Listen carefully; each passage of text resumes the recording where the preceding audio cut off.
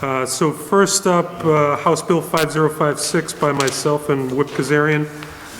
This bill would require an electric utility company to bury power lines in the event of a residential power outage lasting 96 consecutive hours or more, unless the outage was caused by the resident.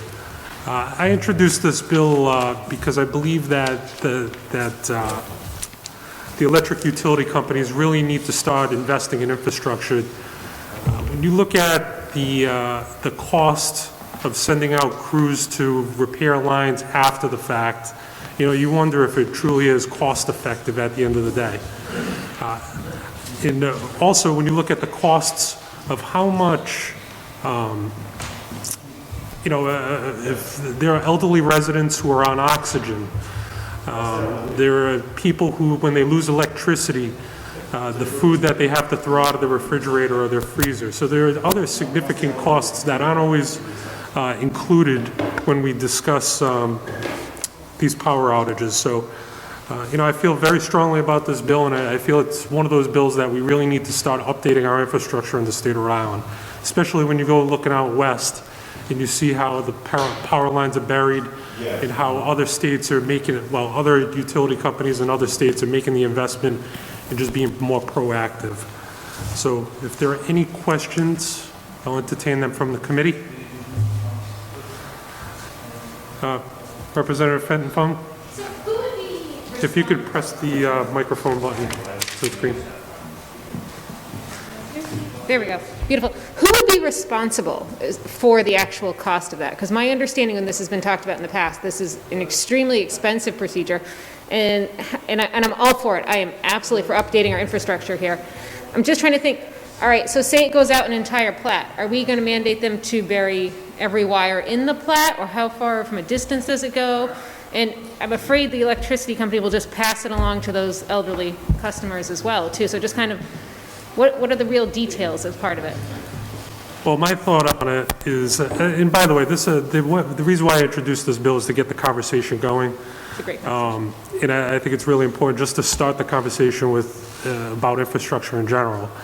Whether 96 hours is the right number, I'm not sure. That's something that could be discussed. Whether where the cost is allocated, that could be discussed. But right now, the power utility companies do expend the money for infrastructure. So they do expend money for infrastructure. And, I want to see it allocated in that sense. I'm on, Gracie. If someone could please mute their microphone. Thank you.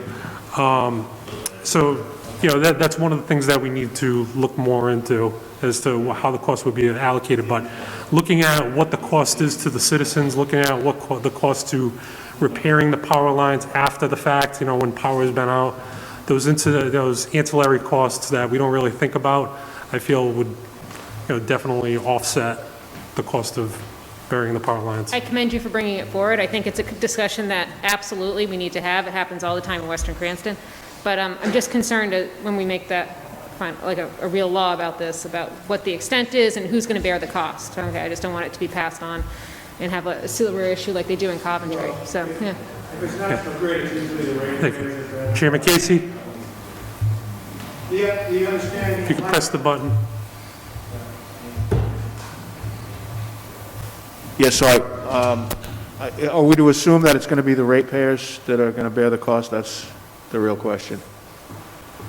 That's something that we have to look into, and as things get closer, as things shore up, that's definitely something we'll look into.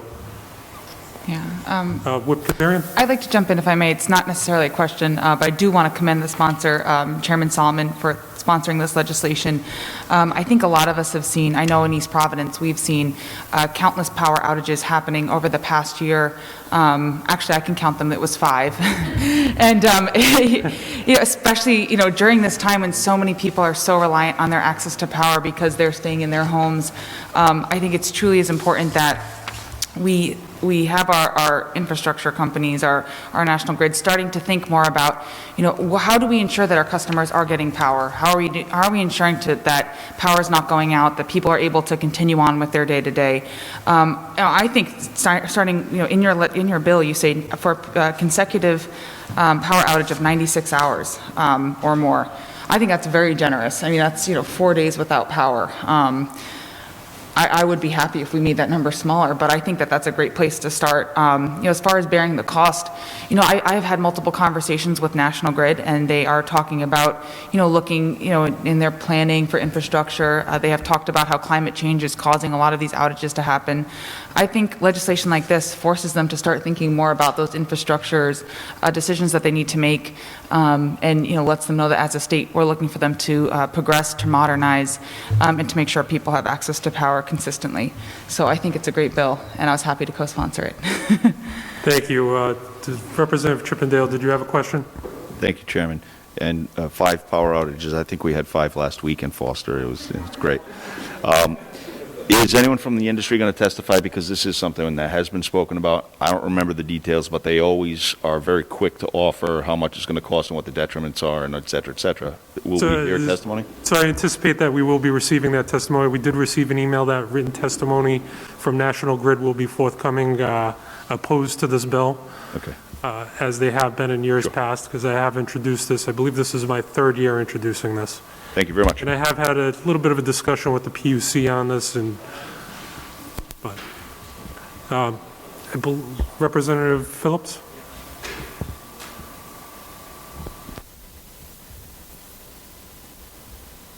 Sorry, Chairman. Microphone doesn't want to work. I think if we had come up with another bill that says the power company is going to be responsible for the outages and saying you're out of power for 3 or 4 days, or Rep. Chippendale, who lives in Foster, which could be out for a week to 2 weeks, if they have to pay each of the homeowners or ratepayers for it, they'll think highly of possibly saying the cost isn't as expensive now as it would if they had to be responsible for paying for the ratepayers being inconvenienced and out of power, especially as you stated, Chairman, that the elderly and the people that are on oxygen or any other type of medical device, that's the first thing that they need to do. So they need to bury the wires or put conduits underneath and bury them in there so that it doesn't help and we don't lose constituents or citizens of the state because of this. So good bill. I think that we need to put an amendment in to say that the power company will be responsible if the outages are over 24, 48 hours, whatever we decide. It's a good point. Thank you. Representative Place? Thank you, Mr. Chairman. I didn't intend to testify this originally, but just in the conversation, I know from experience up in Burrillville, one of the things you might want to focus on is specific pieces of infrastructure that may be causing the outage. If you focus on an hour period or a time period, the specific piece of infrastructure may be a better way to focus on. If you have a particular line, for instance, in East Providence, you have a specific feeder line that is continually going down, whether from storm or otherwise, focusing on that piece of infrastructure may make more sense than just, say, a time period. Just wanted to bring that to the table. Thank you, Mr. Chairman. Thank you, Representative. If there's anyone out on WebEx who would like to ask a question or be heard on this, I would ask that you go to and click the raise hand icon, and that way we can recognize you. The clerk will be available to recognize you. All right. Are there any other questions on this? Any other comments? Hearing none. Like I said, National Grid will be submitting written testimony against this bill. All right. And that. Chairman, I just would like to comment. I do think it's really unfortunate that National Grid couldn't come and speak to us on this bill today. I'm sorry to hear that they're only just submitting testimony. I wish they could have come here. I did have some questions for them. So I will have to reach out, and hopefully maybe on other bills they'll come and talk to us as well. Okay. Sorry, just want to mention that. Thank you, Rep. Kazarian. And that concludes the testimony on House Bill 5056.